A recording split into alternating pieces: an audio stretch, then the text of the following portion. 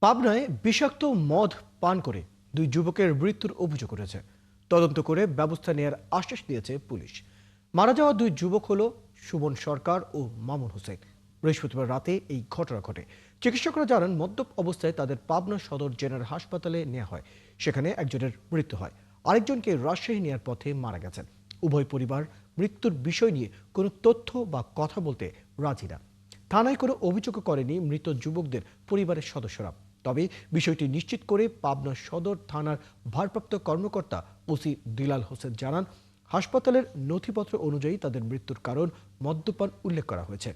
কোথাও মদ খেয়ে নাকি অন্যভাবে মারা গেল, এই বিষয়ে তদন্তের পর বিস্তারিত বলা যাবে।